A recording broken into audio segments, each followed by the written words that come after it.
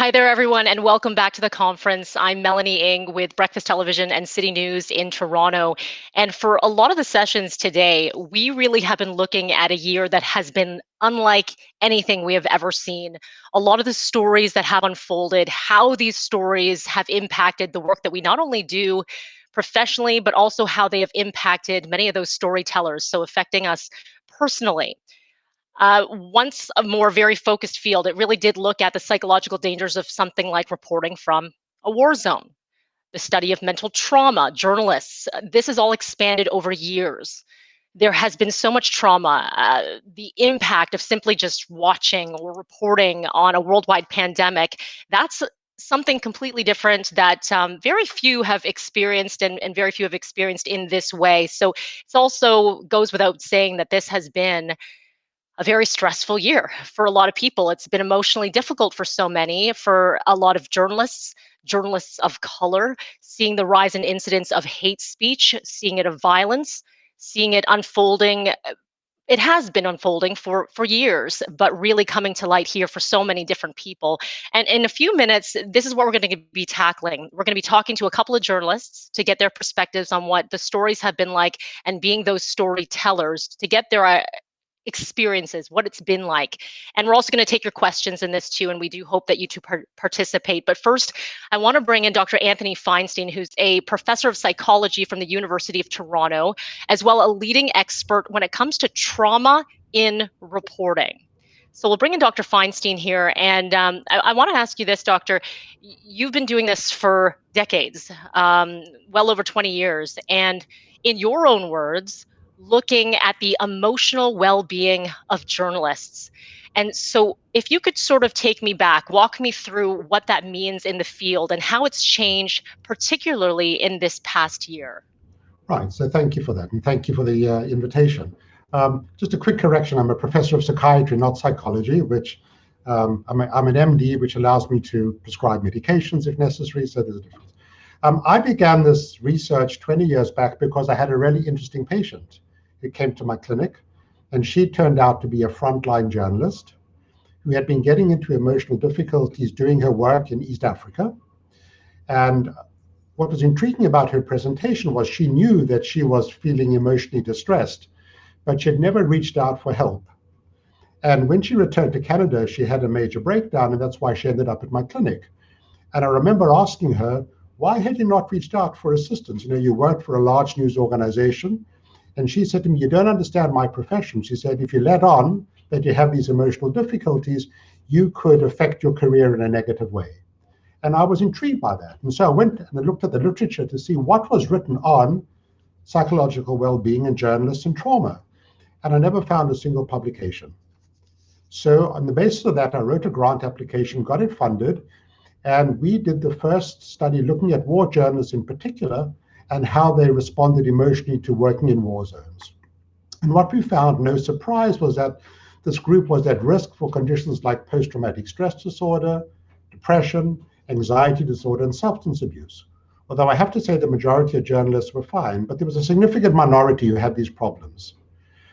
We then went on and did another study looking at journalists covering the war in Iraq, and we found the same thing. So in Western journalists who flew off to conflict zones and came home, we found elevated rates of post-traumatic stress disorder and depression and so on. A commission came from UNESCO thereafter to look at journalists working in Mexico. So this was different. These were local journalists covering very violent stories, the drug wars in their country, but they couldn't leave. Unlike the Western journalists who flew in and out, the Mexican journalists were living and working in a dangerous situation. And we essentially replicated our earlier finding that journalists who do this difficult work are at heightened risk for PTSD, depression, and anxiety. Subsequent research went broader afield. We looked at journalists working in Kenya, covering the election violence in that country, Syria with the civil war, more recently in Afghanistan with the profound degrees of trauma that Afghan society is going through. And we come up with a consistent pattern that journalists who do this kind of difficult work are at heightened risk for post-traumatic stress disorder and depression. More recently, my work has transitioned to local journalists. What about journalists who stay at home within Canada who cover some really difficult stories? And that's led on to work looking at the pandemic, and our journalists are coping with the pandemic and their work in the pandemic. And also journalists, as you mentioned in your introduction, covering difficult stories like racial violence, the George Floyd murder, violence directed against Asian Americans, etc. Dr. Feinstein, I want to go backward for you. So as you're talking about this last year, and you've been paying particular attention to the effect it has had on journalists, it's for many, they haven't gone through this. To report on a pandemic, let's talk specifically about that. There are numbers and figures out there, but then there are, of course, the stories, that there are lives behind that. And often you are telling those stories and meeting people who are losing family members. Can you speak to some of the difficulty and the anxiety that sits with that role for journalists in the last year and a half? Yeah, so we've got good data. The Institute for Journalism Studies at Oxford University approached my team to say, let's do a study looking at journalists and the pandemic. And what we showed was that the predominant emotion during the first lockdown was one of anxiety. And there were many reasons for that. I mean, there were so many uncertainties in one's life. You couldn't control the pandemic, the infection rate, the economy, the unemployment, the fact that bureaus had closed, journalists were not going into work, they were staying at home, they had to do these difficult stories from home, their children were at home. So there were multiple reasons why people were anxious. And in fact, we showed that in 2 large news organizations, the rates of anxiety, clinically significant anxiety, approached 20%, which is very high. Depression wasn't as common, but the rates were still elevated. But there was some good news to the study as well, because we were able to show that for the first time, news organizations were offering counseling to their journalists during this very difficult period. And those journalists who made use of counseling were less anxious and less depressed and less psychologically distressed than the journalists who are not making use of the counseling. So we know, no surprise from my perspective, that counseling works, that counseling helps. But still, even with counseling, anxiety was the predominant emotion that characterized journalists' responses early on. 1 year into the pandemic, we're seeing something different because now, we know a lot more about the infection. We know how it can be contained. Public health has given us some useful advice. We've got vaccines. They are remarkably effective. But still, we're leading these very abnormal lives of being at home, not with colleagues, not seeing friends. And your profession is still having to cover very difficult stories. People who die, the surviving relatives who are going through bereavement. There are journalists who are on the front lines going into hospitals, sometimes into intensive care units. So in a sense, they're at potentially increased risk of infection. And these kinds of persistent, enduring stresses over the course of, 16 months now, has a different effect on people. It's kind of inducing a fatigue, a sense of despondency, an awareness that we've lost so much, a sense of loss. So many things in our lives have changed. We've lost so many personal freedoms. And that can be very difficult for people as well. And because your profession is on the cutting edge of it all, journalists are exposed to this in unique ways. And Dr. Feinstein, you mentioned something there in your very first story that sort of got you into wondering what's going on with the trauma is it's a matter of recognizing, okay, I need to reach out for help. So you did talk about some journalists who did reach out for help and found some level of anxiety, less of it because they did reach out for help. But I'm going to assume, and just doing what I do, that there are a lot of people that just don't. And so a lot of this is internalized. In your findings, is there a period where it just becomes too much? It is just too overbearing, and there needs to be a bit more of an intervention versus just speaking to someone one-on-one, where maybe someone would need to leave the profession? My advice to journalists is this: when you cover difficult stories, symptoms of anxiety and occasionally depression are quite common. Those are normal human emotions. You see something that's really tough. You see someone. They've lost a relative, they've lost multiple relatives. Of course, you feel a sense of emotion in response to that.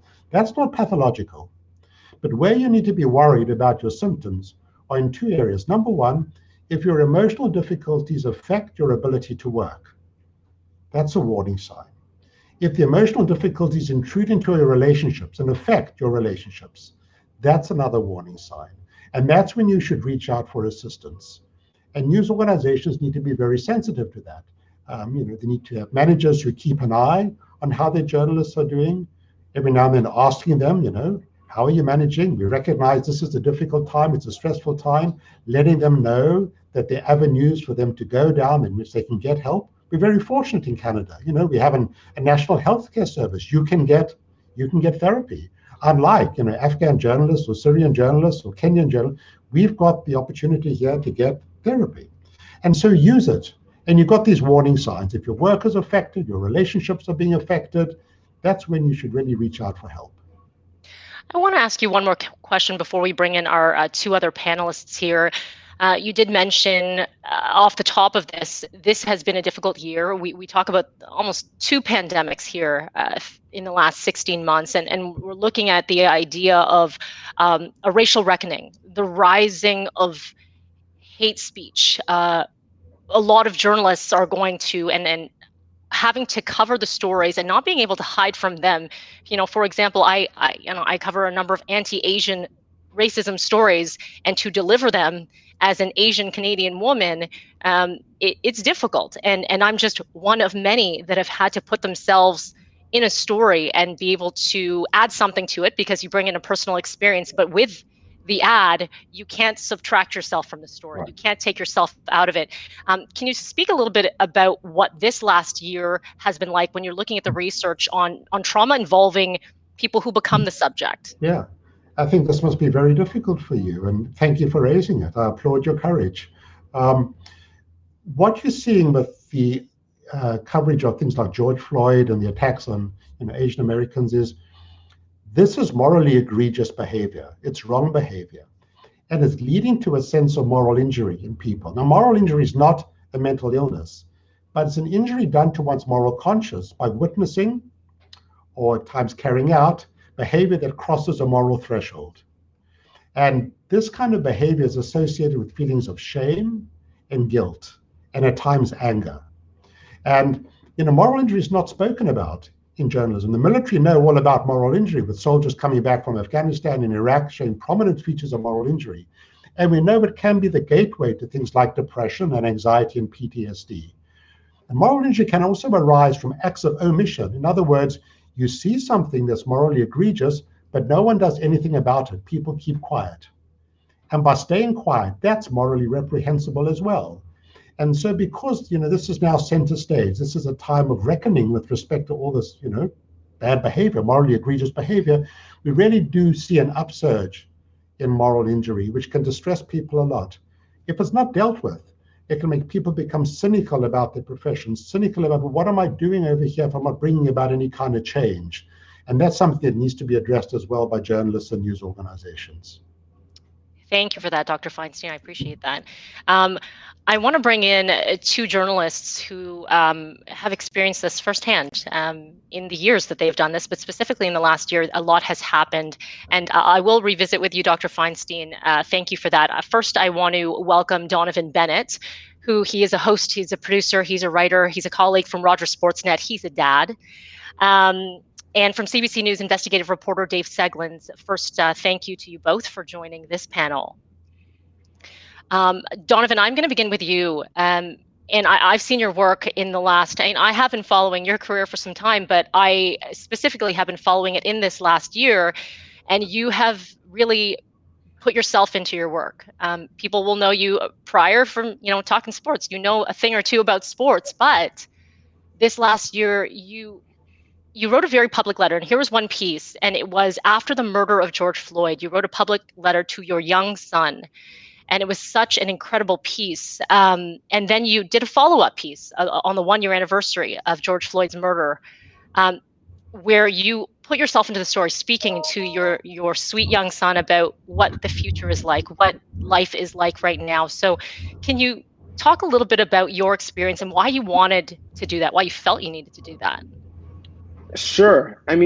So as journalists, we take an oath, and often the story is not supposed to be about us. We're supposed to remove ourselves from the story. And in that case, the initial idea wasn't mine. It was a producer of mine, Paul Sadhu, who's a genius in his own right. But I got on board because also as journalists, we are hopefully looking to curry some empathy with our viewers, for them to understand why these stories matter, not just the information. And oftentimes, especially when there are topics about race, people look at me and my skin color, or maybe my work or my style of work, and they're not willing to engage, not willing to even have the conversation or allow themselves to think, to listen. And so in a way I thought, well, is there another way we could get at this? And certainly you could make an argument about some of the people that we're talking about and make characterizations about them. You can make an argument about myself and make characterizations based on what you think of me. But my young son, who is now 2, doesn't really have much of a rap sheet. So if I can get you to understand my fears, my hopes, my dreams for him, empathetically, hopefully, maybe you can see this issue through a different lens. And so that was the reason why, in that case, I decided to put not really me, my family, in the story. And one of the things that I've been maybe cognizant of is that part of my role, sadly, is representation. I didn't grow up saying I aspire to be a Black sports journalist. I thought I aspire to be a great sports journalist. But I understand that many people see me as a reference and see me as representation. And so if I can allow people to see themselves through my experience, because I experience these things no different than some of our viewers and readers, if I can allow them to see themselves through me, then maybe I'm doing part of my job. So that is some of the methodology why at times I've chosen maybe to center the story around myself more than I normally would be comfortable. I'm curious as to what you said, you brought yourself, but also your family into the conversation. Did you have to have a discussion with the family, with your wife about, hey, here's what I want to do, and how was she with that? We did, yeah. And I think it was a continuum of tough conversations we had in our household about race, about what was going on, about how we were feeling. And my wife is a journalist as well, and is literally the best journalist in the household. So she got it. She understood it. Didn't mean it wasn't difficult for her. And I should reference that specifically when we're talking about these tough issues, it's the same for me. It's the same for you. There is an emotional tax that is not just on us. It's on our families as well. So when I'm getting hateful tweets about my coverage or my stances, there's a couple of responses. My wife gets a bit sad because she sees how much I put into the work. My brother gets angry. He's looking to find out who's doing this and why, and wants to fight for his big brother. And then my mom gets scared. Her place goes to the worst places. If her son is having a bad day on social media, she by default is not having a good day. So you are right to point out that these conversations about what we cover and how we cover it when we put ourselves in these stories is not just about us. It's about how it's going to be handled by our families as well. Donovan, I want to ask you one quick question before I get to you, Dave, because for those who might be joining us and watching right now, again, they might know you from the sports world, and it's been a unique situation for you in the last year and change in that you've had to deal with the intersectionality of sports and race. And what has that experience been like for you? Has it been challenging? And, where do you go from here? It has been challenging because really and truly, sports is the sandbox of media, right? Like, it's a bit of a distraction. It's not as serious or as dire as some of the issues that all of you are covering on this panel. And that's part of the reason why you get into it. It's because it's a bit light and a bit fun and a bit of a distraction. But we're at a point in time when distraction is maybe not a good thing. Maybe we need a little bit more concentration on the issues that are really, really important. And sports is a vehicle to have conversations, to bring people into a conversation when they maybe wouldn't have had it otherwise. So it has been difficult to find that balance, especially when people are telling you often to stick to sports and not be political. But many of these issues are human rights issues and not political issues. And sports has always been a champion for many human rights issues. And so I'm glad that we've been allowed to have that conversation as well as cover the great athletes. Thank you for that, Donovan. I want to come back to you in a bit just about that conversation and continuing that conversation at, say, a corporate level. But I want to bring in Dave Seglins here. Dave, I've actually been watching for the last little while, catching up on some of your coverage regarding the Russell Williams trial. And indeed, that was something you did significantly. You spent a lot of your time doing, and you've been very outspoken. You've been very public about some of the anxiety, some of the PTSD, which followed in covering a trial like that. And, just as a viewer, for someone to tune in and listen to reports, that alone provides anxiety for someone. I can't imagine digging deep into some of the content that you had to do and do it day in and day out. So if you could just share what your experience was like and where you are today. Well, those are two very different things. What my experience was, this was a decade ago, and where I am today is a much better place. But what happened to me a decade ago has been a strange gift where I've learned a lot about mental health. I've learned a lot about myself. But I've also been doing a lot of critical thinking and work within the industry of journalism. Because I think as much as I'm so struck by what you said, Donovan, about representation and situating yourself. I think there's also a reckoning going on, and it's fueled in part by Black Lives Matter. It's fueled by COVID, where there's a reckoning about mental health. We're talking about mental health because we're under such strain in all of the things as a society, but also as an industry covering society. But okay, I'll jump back. A decade ago, Russell Williams, commander in the Canadian military, turns out to be a seriosexual killer. The sentencing hearing, CBC had done all sorts of great work. I wasn't involved in the initial investigations, but I went down to Belleville for the sentencing hearing, which was a week-long gruesome fest, if I can call it that. And not only that, we were working under intense deadlines, around the clock, filing to all platforms. And I'll tell you something, I wanted to be nowhere else because it was a huge story. I had a lot to bring to it, but I put myself in harm's way. I didn't know what was going on at the time, but I collapsed afterwards and I had a real breakdown. And that was in the immediate week or two afterwards, and I wrote about it. But then in the weeks and months after that, as I sought help, I realized that the accumulation of the kinds of things that we as journalists are exposed to. I was always the guy. I went for police corruption. I chased Rob Ford around. I, dig into the deep, dark stories. I'm not in a war zone, but I do cover, I can remember covering a number of trials of pedophiles at private schools in Toronto and listening to the horror shows. We are frontline responders and we take in other people's trauma, right, and report it out. But we go home at night and we think about it. And if we're not careful, it gets stuck in there and we become traumatized. So that was back then. I'm gonna come out, if I may. I was diagnosed with PTSD. I was diagnosed with a general anxiety disorder. I'm on a med to this day. I used to love my alcohol because it really helped, or I thought it helped me deal with anxiety, and at the end of the day, try to wash everything away. I've had to have a reckoning on all of those things. But I'm now in a space where I can look back at that and go, wow, what have I learned? What have we as an industry learned? What can we learn? And I think in this moment, so that's my story with mental health, but I think in this moment, as we are reckoning with race, as we are looking at this pandemic and wondering how we're all going to survive, like we're having a global trauma here in a manner of speaking. I think our industry can do a lot better, and I think we can take a lot of lessons about all of the tough debates we're having right now and apply it so that we are safer and healthier as journalists. Dave, I'm just going to go backward for just a second. Thank you for sharing all of that. And I really do think that's going to help a lot of people to be able to hear the honesty.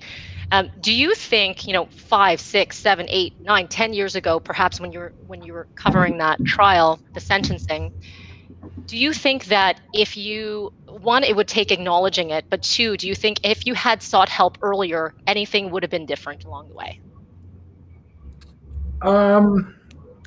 Yes and no. So yes, had I sought help, had I got myself to therapy and counseling, which I've done over the years now since then, if I got myself into a better relationship with alcohol, yeah, I would have been better.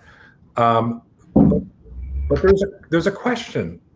When you're on the front line, the last thing you want to do is tell your bosses, I'm hurting, because this fear that that'll be the last big story you get put on, right?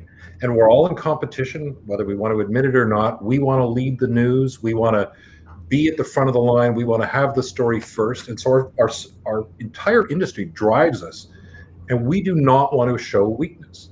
So when I wrote about my experience with Russell Williams, I struggled because I didn't want to blame my employer, right? Because I wanted to own this and say, I'm having this struggle. But I also think, wait a minute, my employer should be looking out for me. And it's very difficult for employers to look out for journalists. There's privacy, right? We don't have a culture of asking, no, how are you really doing? What are your health issues, right? We don't do that. I think we should more. So back in the day, I wrote that had I put my hand up sooner, maybe I would have gotten more help. But you know what? I was in no position to put my hand up. And I'm actually not sure that my employer would have been in a position to help. We have EAP, we have counseling, so that if you're feeling hurt, go off, get counseling. That is a great resource. I'm glad that we have it. I hope most other media organizations, and I hope freelancers have it. I think it's really valuable. But I'll tell you a story from this last COVID year. I'm dealing with stories about COVID deaths. I'm dealing with stories about deaths in the rail industry. And we had a breaking story. The Christine Jessup story broke. It was all hands on deck, and people were sort of thrown at it. And I went, oh God. And I've got kids underfoot, and we've got COVID, and I'm worried, and we're worried, and we're all living this general malaise of anxiety and fear. And so I said, okay, fine. I'm going to suck it up like we always do, and I'm going to do this. But my heart wasn't in it. So for that day when the story broke, I did my version of the stories that I was assigned to and all that. And afterwards, I did put up my hand, and I went to my supervisors and said, I know that there are going to be follows on this. I know that we need to investigate this further, but I'm not in a space, I can't do it. My employer, and I tell this story very delicately because the people that I went to are friends of mine, okay? They might be my managers or supervisors. They care about their people. And this is not a criticism. But the response I got was, well, hold on a second, you can't refuse an assignment. And then I said, well, but I don't think I can do this. Like, I'm overloaded. I'm putting my hand up. I'm trying to tell you something here. And there was like, well, people can't just refuse an assignment, right? Like, and the advice was, go to the doctor, get a note. We want a list of what kind of stories you can and can't do. That would be convenient, wouldn't it? If mental health was just a checkbox of things to avoid, it would be convenient. I tell this story not to be critical of my peers and my supervisors and my organization. I raise it because I do not think we yet have a proper protocol on how to talk about mental health in journalism. We don't have a way to talk about it within the assignment structure properly. Assignment people aren't trained. They don't know exactly how to monitor. Anyway, I'm monopolizing a lot of time here, but I'm finally in a position in my career where I have the privilege of seniority, and I have the privilege of a lot of experience to say, you know what, let's open these conversations. Let's get past this. Let's get past the fear of talking about mental health and find better ways of doing it, because there are better ways out there. There was a lot there, Dave, and I know I appreciate you doing that. I'm going to bring in Dr. Feinstein to respond here, because we talked about some resources that are available, but there are a number of steps and jumps that you need to take from both sides in order for it to be effective for the person who is putting their hand up, and for also the employer to acknowledge it and not come across a situation like you, Dave, where it was, no, you can't do that story. Why? Give me a list. It's not black and white. For you, Dr. Feinstein, what should be implemented? What sorts of things should be available for journalists, for managers? Do managers need to go through various training to be able to acknowledge and recognize the needs of journalists that they are managing? I mean, you've got to go through education. I mean, education is essential. If someone breaks a leg, You don't hesitate. You go along to the emergency room and you get your leg fixed. You don't even discuss it. It's just a reflex action. But when someone breaks psychologically, there's all this discussion, there's all this hesitancy. And I think what people don't understand, and what Dave gives eloquent voice to, is that mental health difficulties will bring you down just as hard as a physical problem. There really shouldn't be this false dichotomy that on the one hand, we understand things so instinctively and so quickly, and the other hand, there's a checklist of things that I shouldn't do because I've got some psychological problems. And that kind of response just indicates to me that there's a lot of work that still needs to be done in terms of educating people about mental health. Because I'll say it again, what I've seen over 20 years is that mental health problems will bring you down just as hard as anything else. And Donovan spoke to it as well. It's not just that you suffer, but you bring the suffering to your family as well. If you're depressed, if you're traumatized, if you're anxious, your family feels it, your partner feels it, your children, your colleagues. And so it kind of affects multiple people, but of course you're in the eye of the storm. So I think there needs to be a discussion, and central to everything is education, educating people about how significant this is. You look at someone and they look well. That's the problem. You don't know what's going on inside them until you talk to people. We put on a facade, we put on a face, whatever it is, but the true feelings often go masked, and so people miss it. And so the discussion, bringing it out the shadows, is an essential first step, because the next thing is that these conditions are treatable. You've got disorders over here that respond well to psychological therapies. And like anything in medicine, the earlier you intervene, potentially the better the outcome. And so, why suffer needlessly if you're going to have all these barriers in place? If we can have all these kind of petty things that you can only do this story, but not that story, et cetera, kind of, finessing and passing all this nonsense, you're going to miss the true picture, which is someone here is in distress, listen to what they're saying, and treat them with the same respect and the same validity that you'd give to someone who's broken a leg or broken an arm. But clearly, we're some ways away from that, and that's where education is so important. Absolutely. And Donovan, Dave, tell me if you've got this question, and I'm sure you've gotten it several times over the last how many years. People ask you, whether it be family, friends, or viewers, who might say, "How do you separate your personal and your professional work? How do you do it? How do you not take your work home?" Right? I have no doubt not if that's what you've got. I guarantee you've got that question. And I want to go to you, Donovan. How do you answer that? Because can you separate the two? Is my question. Not anymore. Not with this that's in your pocket all the time. And certainly for me, you're covering sports that happen at night in off hours. And so for that reason, during this period, during this time, I thought, okay, I need to get ahead of this, right? And so we often talk about this conversation as rehab. You're at a broken place, let's build you back up. I said, no, I need to be proactive. This needs to be prehab.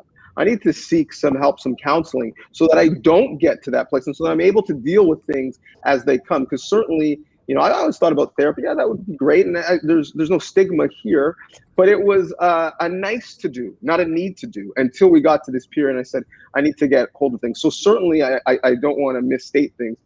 Things that I was going through or feeling, luckily, was not at the level that something that Dave described. But certainly, it doesn't matter. We should really democratize who is a part of this conversation and how bad it needs to be before you seek help.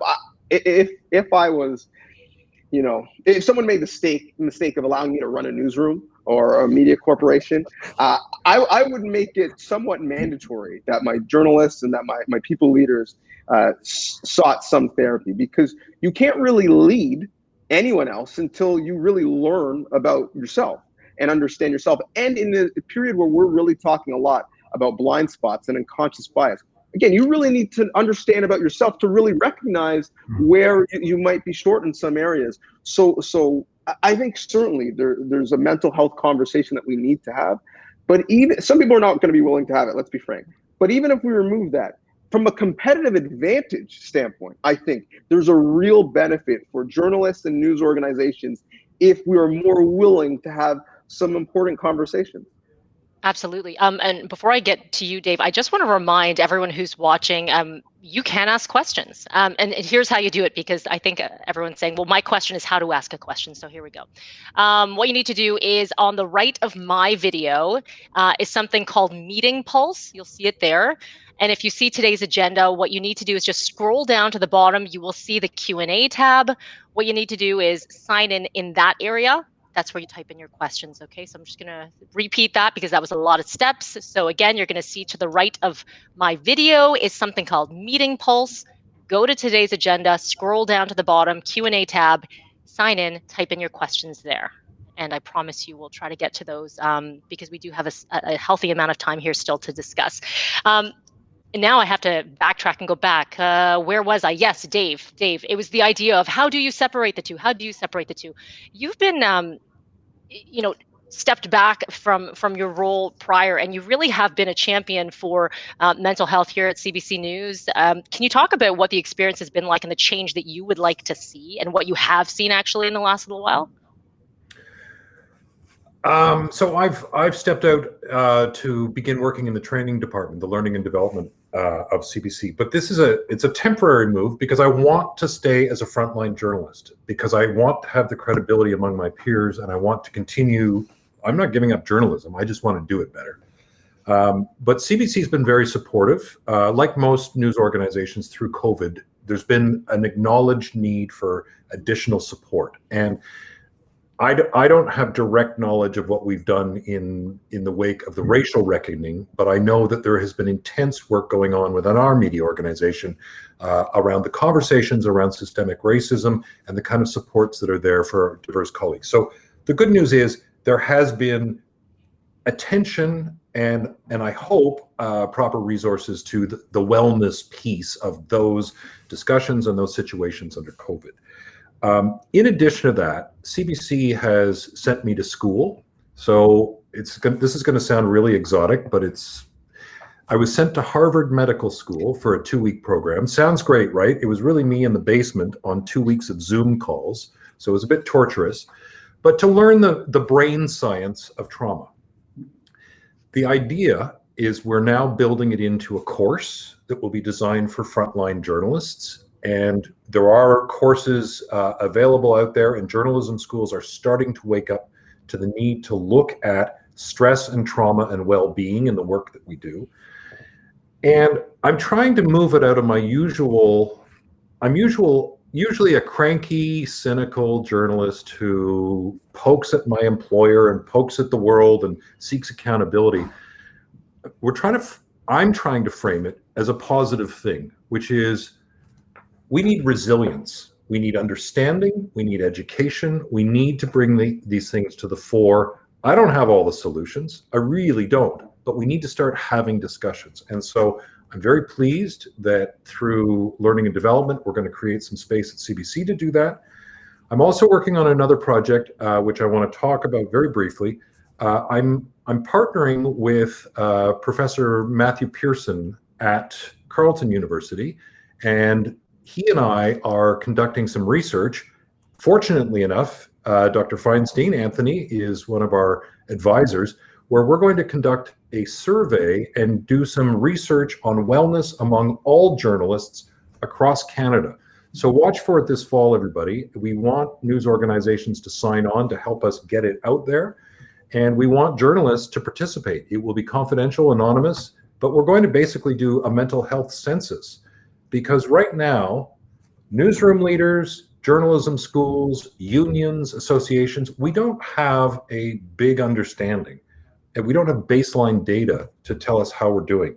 And so this is the kind of work that I'm getting to do over the next couple of months, and I'm really grateful for it, because it is a chance for me in my own way to give back and take that really poisonous experience of a decade ago and turn it into something good that I hope will benefit the well-being of journalists in years to come. I think it absolutely will. And you don't learn about this.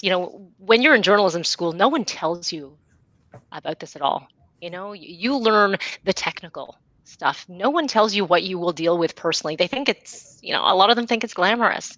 And I'm sure, Donovan, you speak to a lot of those who are just trying to get into the business as well. And for whenever I do it, I try to warn them about that it isn't so rainbows. It definitely isn't. And Donovan, have you had any of those conversations with any up and comers, and been very honest with them with what you've been dealing with? Yeah, the first thing I say is, listen, it is not too late to become an investment banker. Because journalism, at the best of times, is very, very difficult. And you're right, there is no playbook for a lot of this stuff. It's literally sink or swim in shark-infested waters. And specifically when we're talking about the race piece, there's no playbook because, if we're being frank, many of the instructors and leaders in J schools don't look like me or Melanie. And so they certainly, even in their experiences within the business, may not have had that part to deal with or to go through to educate on. So I would say, a couple of things to aspiring journalists, if there are any watching, is that understand coming in that you're going to need the resiliency that Dave has talked about. That is a prerequisite to being in this industry. And you're going to have to, at some point, figure out how to attack those hurdles. To make your message a little bit and turn some of those lemons into lemonade, because over time, if you certainly want to have a long career and get to the end of your career, you're going to be faced with a lot of difficulty, if not actual trauma. And it might not just be in the field; it could very well be in your own organization. So. This industry, it is great. It is a great job, but it can be a terrible industry, and it's not for the faint of heart. Dr. Feinstein, there might be some aspiring journalists or current journalists right now watching this one right now saying, I don't know, I think I'm okay. I think I'm all right. How does one recognize, and I know you touched on it before, but I'm listening to this conversation. I'm really listening closely to your answer here because I don't know if I'm all right. I do put up a front, and Dave mentioned it, Donovan mentioned it, and so did you, Dr. Feinstein, about it's part of the industry is that you have to come off tough. You have to, you feel strange saying no to an assignment. I said no once to something and I was quite nervous. I just felt icky about it. I can only describe it as icky. Having to speak to a family member that had just lost another family member, and I just didn't feel right in the situation. And I was lucky enough that I told a manager, and they said, "That's all right. Step away from it for a moment." And I did, and I didn't do that story. But not everyone's so lucky. And I think always back to that moment, and I'm happy I had that person that said it's okay, but not everyone does. So where does this play into the whole mix of all of it? Someone is sitting here saying, wait a second, do I reach out now? So if that person's watching, what is the moment in this conversation that you say, yes, reach out now, right now? Well, my sense is that if you have serious doubts about your own well-being, go for a checkup. It's not, we go and see our family doctors once a year to have our cholesterol checked or whatever. So, you can go and have a mental tune-up and have an assessment. You'll get an answer very quickly whether things are going well or not, because sometimes it's very hard to be objective about yourself. But, I can also give you some good news because, I've been collecting data for 20 years. Journalists are tough and resilient. And, the majority are not going to get post-traumatic stress disorder and depression, etc. But the minority who do is a significant one. It's much higher than you would find in the general population, for example. So one has to be aware that this is a potential problem within your industry. And it's no surprise because, as you've heard in the brief time that we've been on air, you're tackling very difficult stories time and time again. There's very little downtime. You're going from one difficult story to another difficult story. You'll find this interesting. What the American Psychiatric Association did a few years back was that they retweaked the criteria for post-traumatic stress disorder. And they brought in the small print, this very important point, which is relevant to your profession, that if your job entails looking at difficult visual imagery day in and day out, then in theory, that's enough of a stress to trigger potentially post-traumatic stress disorder. They're very clear in stating that this does not apply to the general population. So, if you watch the news at night, it's not going to give the general population PTSD. But if your job entails repetitive exposure over many hours, many days, to visually difficult imagery. Think about the George Floyd murder. This can leave you vulnerable to something like post-traumatic stress disorder. So, when there's an element of doubt, reach out, get an assessment, get a mental health checkup. Thank you for that. We do have an audience question here. Much of the discussion today has been about the bigger companies. So do any of the panelists here have any thoughts on support for freelancers? Dave, do you have any input or insight here? Well, my thoughts go out to the freelancers that don't have benefits or institutional supports. I do have some thoughts. So one of the sponsors of our survey, and Anthony, I know you're part of this organization too, the Canadian Journalism Forum on Violence and Trauma. They're interested in this whole issue of mental health and well-being and exposure to trauma, but they are quite concerned about freelancers and people who have casual, temporary, insecure jobs in journalism. And they have some resources available. They also have programs to support freelancers. I'd also point people to free resources that are out there. The main organization in North America that is really good and has tons of simple fact sheets or guides or instructions for all levels, whether you're a manager, an assignment editor, a frontline person, and freelancers, is the DART Center. DART.org, check it out. The DART Center is based out of Columbia journalism program, but they have chapters all over the world. And they are at the forefront of providing resources, developing resources. I guess I'd say one other thing to freelancers, because they have the greatest challenge. Not only do they have to be tough in all of this, there is no boss to say no to. It's about, putting food on the table, and you're doing it because you love it or you're passionate about it, but you will take risks that perhaps others of us don't have to. Checking in doesn't have to be professional. Checking in can be peer support, friends, relatives, talking through that horrible day, talking through the horrible story with a fellow journalist, a fellow freelancer. That has its own. I'm gonna use some language that I'm not allowed to, but Anthony, I think you'd agree. It has therapeutic effect, right? It's helpful to just talk out your crap, right?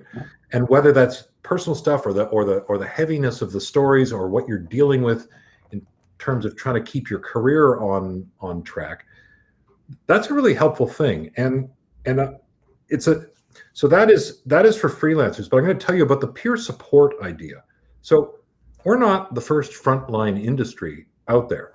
Policing, the military, paramedics, all sorts of first responders, they've been studying trauma too, right? Because they go to the scenes. Sorry, I've got a phone ringing here. Off it goes.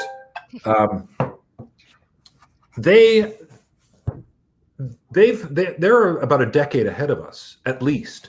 And they've studied resiliency, and they've looked at the best ways of supporting people. And peer support, setting up networks of people who get a little bit of training and education in mental health first aid and can be across your news organization or within the industry, who know how to talk to people just to give them basic advice, a shoulder to cry on. There are actually formal peer support networks at NPR, the BBC, the New York Times, Reuters, ABC Australia. I'm not familiar with any that are in Canada currently, but I think it's something that we should all be investigating to support. And that's within institutions. But I think wouldn't it be wonderful if our community of journalists in Canada had peer support for freelancers, maybe through an organization like the RTDNA, or through various journalism associations. Anyway, it's an idea and a support, but the truth is freelancers are far more vulnerable. A question coming from Sam. We've talked a lot about mental health and trauma, but curious what the panelists have to say about work-life balance. I think that burnout is just as bad for mental and physical health. Wondering what advice your panelists would have about that. In a competitive world, journalists often take on more than they should. Donovan, do you want to take this? Yeah, I mean, I think you have to be honest with yourself. If you just wanted a 9 to 5 where you could, clock in and clock out, then journalism, probably most roles anyways, aren't for you. Specifically, if I'm talking about sports, a lot of the events happen on the weekend or at night. That's going to be, the case for the better part of your career. So level setting in terms of expectations is important, but it's also important to understand where are you in your career. Early in your career, maybe you may have to make more sacrifices. There may be less work-life balance to set yourself up for further success in your career, where maybe you have a little bit more autonomy, a little bit more leverage, a little bit more stature. So checking into making sure that work-life balance works for you at that moment is important, and knowing that it's going to ebb and flow, and there's going to be times where you really have to lean in, and certainly, duty calls and stories will call and deadlines will call. Especially in the work environment that we have in media now, where it's not just about the 6 o'clock news and 11 o'clock news and the morning paper meeting those deadlines. Our deadlines are nonstop. We're always trying to be first. We're always trying to create for social media and the like. So I think it's about understanding where you are and how you're feeling. I use this metaphor because I once ran a marathon. So in my head, I think I could maybe run one again. But it really is a marathon. And in a marathon, at times you're going to be feeling good. You're going to be in flow state. You want to ride that for as long as possible. And there's going to be other periods where you just have to put one foot in front of the other and really, make sure that you can get to the finish line in one piece. So I think these constant check-ins that we're talking about, I think your own work-life balance and what that means for yourself and your family is something that is a fluid conversation you're going to have. First of all, that is impressive. You completed a marathon? Wow. Okay, one. That's just an extra. That was before I had a child in the household. So I don't know if you caught, and physically in a different space. I don't know if you caught, as we're talking about work-life balance, my child ran into the background and said, I'm hungry, and so that was just perfect timing on that end. And I said, please go upstairs and eat. Here's a question coming from Alan, and I think this one will go to you, Dr. Feinstein, is, should a professional debrief session be the default after return from an assignment of crisis reporting? You did touch on this prior, but I think I know what you're going to say here. I mean, I think a debrief is an excellent idea, but I think there's one big caveat, that the debrief should be one-on-one. You don't want to bring a whole lot of people together who have been witness to the same kind of trauma, because there's evidence to show that people have a different resilience for this kind of work. And there's a risk that if you bring people together with different resiliences, you could infect the well with the distress of those who are feeling, anxious. So I think a personal debrief can be very helpful, extremely helpful, but avoid the trap of getting everyone in the room to talk about what they witnessed, because inadvertently that could make things worse for other people. Mm-hmm. I see nodding from you, Dave, and you agree? I do agree, but I mean, I'm not a therapist. I'm not aspiring to be. But I think creating space for people to unravel the problems that vex them, whether it's in their personal lives or because of the journalism that we do, that is a good thing. But yes, I agree. Professional help is one thing. Talking to friends is another. We don't have a great expectation with them. And the truth of the matter is, we've had informal peer support all along. It's called going out for beers after, the shift. And that is a place and space that journalists are renowned for sort of unpackaging and unburdening. For some of us, it came along with alcohol, which, as you dissect and pull apart the science of all this, it's a drug, it's a depressant, and it gives you an artificial period of, dulling your anxieties. In the end, it's not terribly helpful, or wasn't to me, but anyway. And I also think, Dave, one of the difficulties with the pandemic is that option's been taken away. Right. We've not had that support, that direct peer support, which I agree with you can be very helpful. Indeed, you have reporters working from various locations. Some who have not left their house have been reporting from home the entire time and are on the front lines, as you say, and just it's a different world reporting in the field this pandemic because you have a lot of people who are angry at the mainstream media. That's for sure. And I've talked to a number of different colleagues and peers who are scared out there right now, scared, feel targeted by just doing their job, and it's definitely been difficult. There's a question here coming from Alex, and I just want to remind everyone we've got about 5 minutes left to this panel. But from Alex, many of these issues happen because of social media, which are unregulated and unfiltered, and yet we in the mainstream media are absolutely obsessed with having a warm place inside this very social media. So much of our competitive strategy is focused on that. So aren't we, to a degree, trying to have it both ways? Donovan, do you want to tackle this one? Yeah, I mean, that's tough. We yet have been able to figure out social media and how it evolves and really what our relationship to it is going to be like as media members, because it is a platform, it is a tool, but also it can be a deterrent from telling well thought out, proper stories.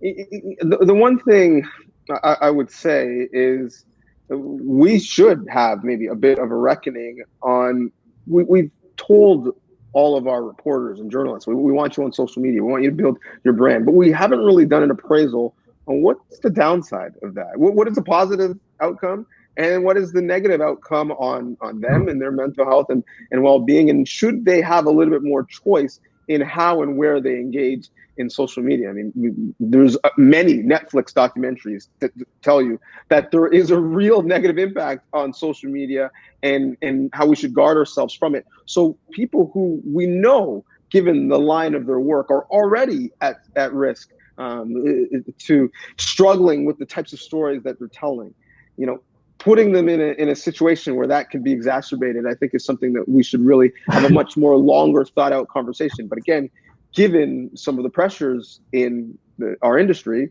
we don't have debriefs. We don't have long conversations, philosophical conversations on why we're doing things and what wouldn't make sense, maybe what the guardrails should be. And so that's why I think some of the work that Anthony and Dave is doing is really, really important, and that we'll all one day be the beneficiary of it.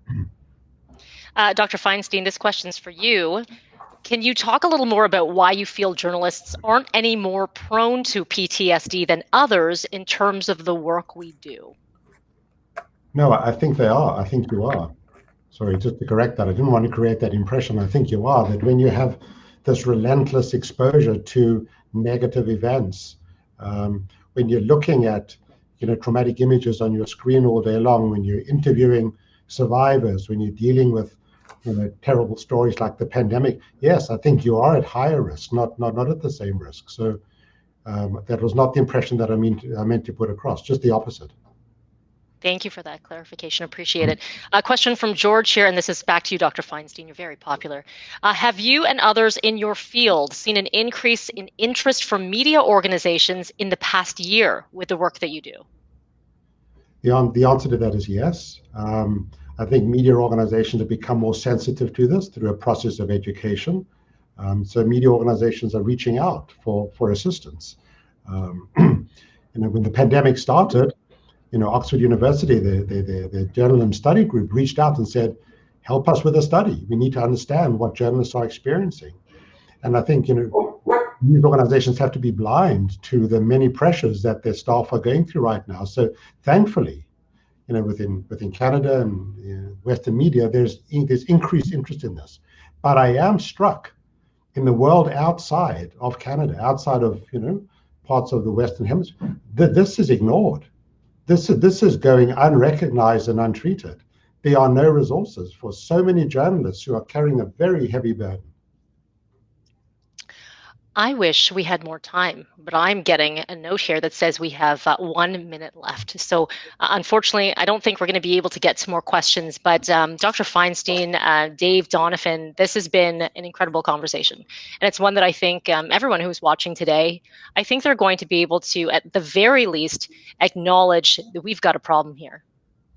We've got something that we need to do moving forward. We cannot stay in the state that we are in this profession. So thank you for being so transparent, being so honest, and offering your words of advice and sharing your personal experiences. Really do appreciate it. Thank you. And thanks to the RTDNA for making it a priority to have this conversation. Thank you. Thank you so much. All right, so what we're going to do now is go back to conference headquarters to Beatrice Politi.